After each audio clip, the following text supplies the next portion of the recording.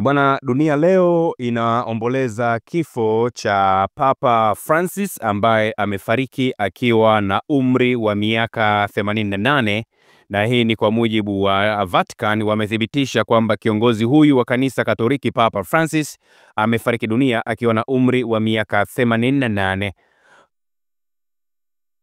Kwenye majira ya saa 1:35 asubuhi ya leo, askofu wa Roma Francis alirejea nyumbani kwa Baba. Maisha yake yote yaliwekwa katika wakfu kwa huduma ya Bwana na kanisa lake. Amezungumza Kardinal Kevin Farrell Carmelgo wa Vatican, ambapo ametoa taarifa hiyo kupitia vyombo vya habari akielezea juu ya kifo cha Papa Francis. Papa Francis alitufundisha kuishi maadili ya Injili kwa uaminifu, ujasiri na upendo wa ulimwengu wote, hasa kwa maskini zaidi na ambao wametengwa, ameongeza Farrell. Lakini pia ameongeza kwa kushukrani nyingi kwa mfano wake kama mfuasi wa kweli wa Bwana Yesu. Tunaipongeza roho ya Papa Francis kwa upendo usio na mwisho na wenye huruma wa Mungu mmoja na utatu, ameongeza kardinali. Papa Francis alionekana hadharani kwa mara ya mwisho Jumapili ya Pasaka, ambapo alihudhuria misa takatifu kwenye uwanja wa Mtakatifu Petro mjini Vatican, na hotuba yake ya kitamaduni ya Pasaka ambayo ilitolewa na mshirika wa makasisi kutokana na afya mbaya ya Papa. Baadaye Papa alitoka kwenye kiti chake cha magurudumu na kuwapungia mkono umati wa watu ambao walikuwa wakishangilia kutoka kwenye balkoni ya ile basilika ya Mtakatifu Petro, na Papa Francis alisikika akisema, ndugu na dada wapendwa, Pasaka njema. Mapema Jumapili, mkuu wa kanisa Katoliki alifanya mkutano na makamu wa rais wa Marekani JD Vance kabla ya kifo cha Papa Francis. Papa Francis alikuwa ameruhusiwa kutoka hospitalini mwezi March baada ya wiki 5 za matibabu kutokana na maambukizi ambayo yalimsababishia kuambukizwa pneumonia mara 2, hali ambayo ilipelekea afya yake kutetereka kidogo. Papa yeye amekuwa ni mtu ambaye amehudumu katika kipindi kirefu kidogo, kwa sababu wakati wa upapa wake wa miaka 12 Francis alijiweka kama mkosoaji wa ubeberu, utandawazi pamoja na mtetezi wa maskini wasiokuwa walijiweza, lakini alikosoa vibaya ubadhirifu pamoja na upendeleo ndani ya Vatican, akitoa wito kwa makardinali na mapadre kuonyesha unyenyekevu. Papa pia alisisitiza mara kwa mara jumuiya za kimataifa kutekeleza mageuzi ya kukabiliana na mabadiliko ya hali ya hewa, kutaja umiliki wa silaha za nyuklia kuwa ni ukosefu wa maadili.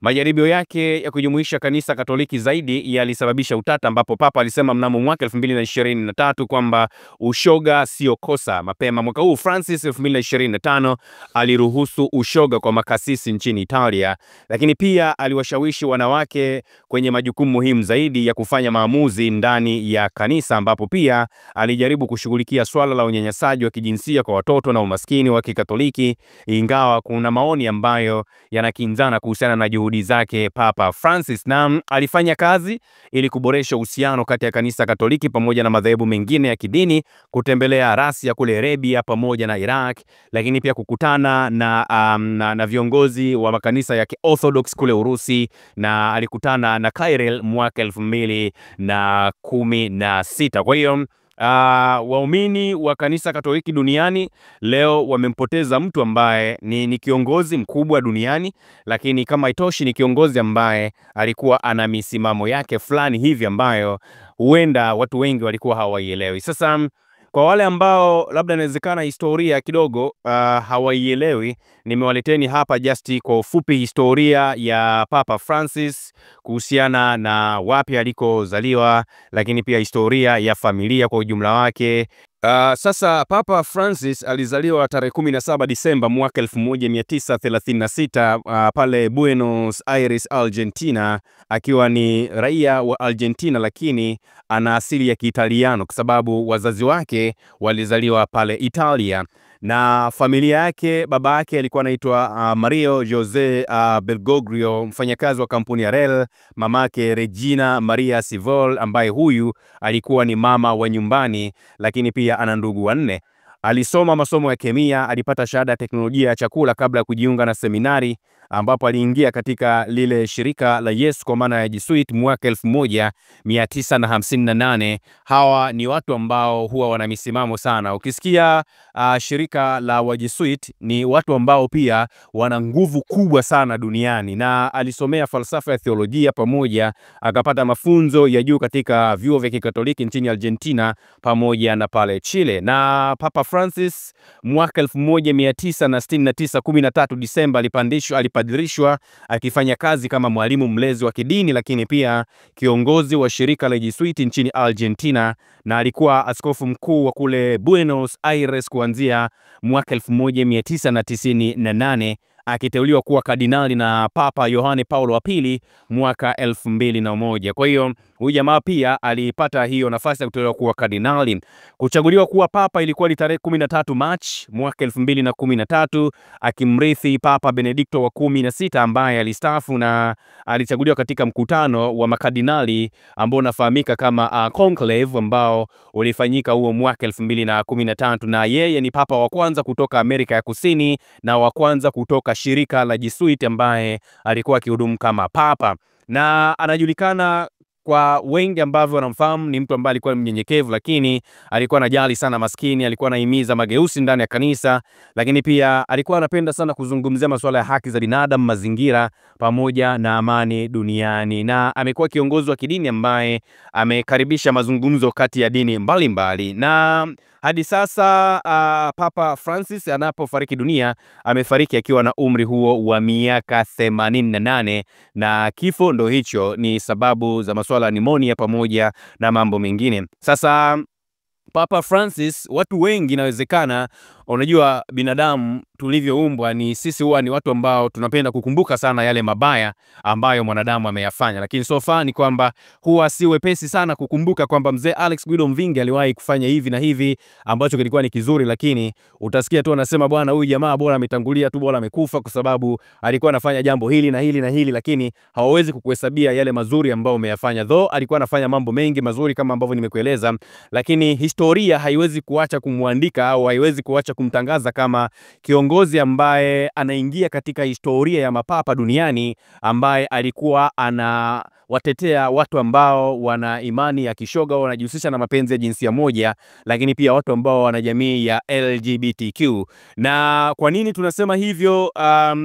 Mwaka 2013 naomba nizungumze kwa lugha ambayo ya Kiingereza ili angalau watu mnaweza mkanielewa. Yani ilikuwa ni muda mfupi tu baada ya kuchaguliwa kuwa papa aliwahi kusema maneno haya, na maneno haya sio kwamba labda aliyasema kwenye maandishi, la hasha, ilikuwa ni public speech, na kwa sauti yake alisema, if someone is a gay and is searching for the Lord and has good will, who am I to judge? Hii ilikuwa ni kauli ya Francis, akasema kama mtu ni shoga na anamtafuta Bwana kwa nia njema, mimi ni nani ni mhukumu?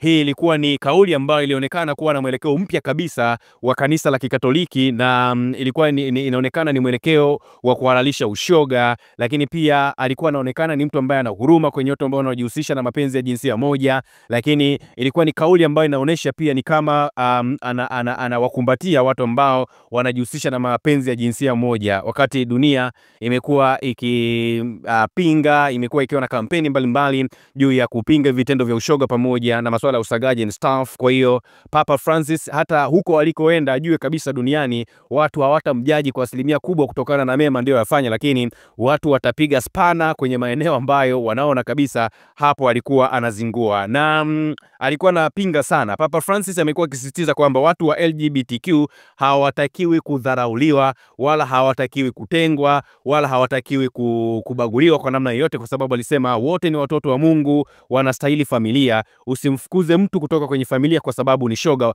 Though inawezekana alikuwa ana logic kwamba watu ambao wanajihusisha na mapenzi ya jinsia moja nao ni binadamu kama alivyokuwa binadamu wengine, lakini kwa aina ya kiongozi yeye ambaye akizungumza jambo lolote linakuwa ni sheria, yani it seems like kama anakuwa ni rais wa taifa. Kwa hiyo neno lake huwa ni sheria, haitakiwi kujajiwa na mtu mwingine. Kwa hiyo hapa watu walimuona mwamba ni kama naye alikuwa ni kiongozi ambaye anashadadia sana majambo hayo.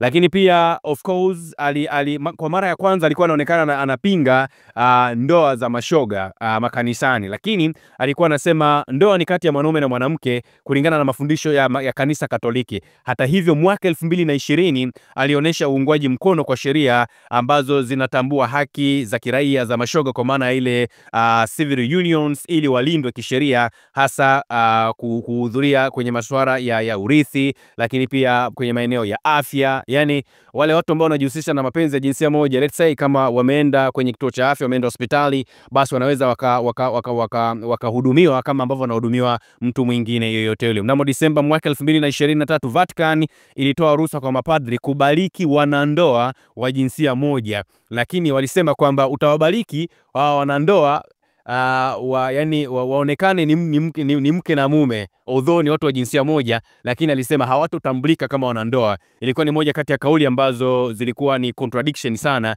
na alisema kitendo kufanya hivyo ilikuwa ni kiashiria kwamba mnaonesha huruma ya Mwenyezi Mungu. Na hili lilizua mjadala mkubwa sana, lakini Papa alisisitiza kwamba ni njia ya kanisa kuonesha upendo bila kuhalalisha tendo lenyewe la kujihusisha na masuala haya ya vitendo vya ushoga. Kwa hiyo ndio maana nimezungumza pale awali nikasema mwamba umeanguka. Ndio tunakubaliana na dunia inakubali kwamba mshikaji amelala miaka 88, lakini dunia inaanza kurejelea kumbukizi zake, inaanza kujadili katika muktadha wa yale ambayo ameachia hapa duniani. Although sasa hivi hata hawa watu ambao wanajihusisha na mapenzi ya jinsia moja, hata wakiwa wanafanya jambo fulani watasema the late Papa Francis amewahi kubless, amewahi kutoa hiyo kuwapa watu kama free off ya kufanya hivyo vitu. Ijapokuwa sisi pia kama Yuhoma Media Clue msimamo wetu uko pale pale, ndoa ni ya mwanaume na mwanamke, na hata siku moja hatuwezi